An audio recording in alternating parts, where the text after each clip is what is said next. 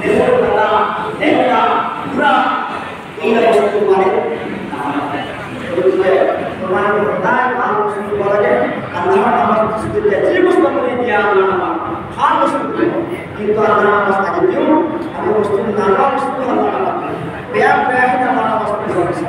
কিন্তু ভালো বস্তু আল্লাহ নামাজ দিব আল্লাহ ভালো বস্তু দিলে আল্লাহ নামাজ দি পছন্দ করবে এগুলো কোরবানি সাহেব রাসূলুল্লাহ সাল্লাল্লাহু আলাইহি ওয়াসাল্লাম আমি কোরবানি ভিডিও তোমার বয়ান করে প্রত্যেক সময়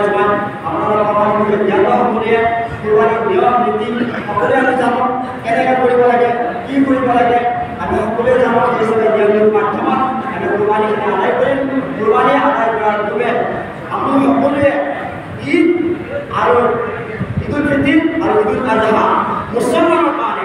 দুটা ঈদ আছে খুশিৰ দিন সেই দিন যদি মুছলমানসকলে নিজৰ ভাইচাৰা আমাৰ সাৰামতি এক নেক হৈ আমি সকলোৱে মিলিজুলি ঈদৰ নামাজটো পঢ়োঁ ইয়াতে বুজা যায় মুছলমানৰ মাজত মিল মহব্বত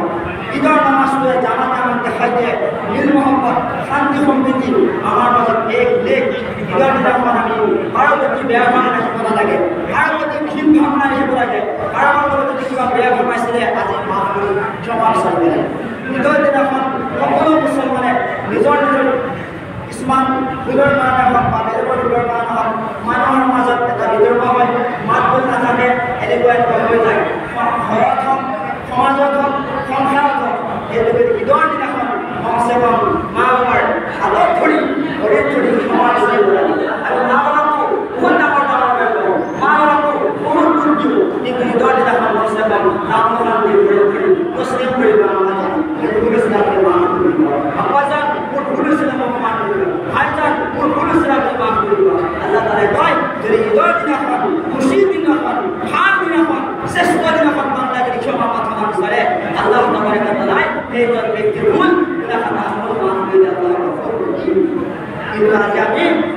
হজ কৰি আহিছোঁ মা বাবাক চোৱা নাই ঈদৰ নামাজ পঢ়িব আহিছোঁ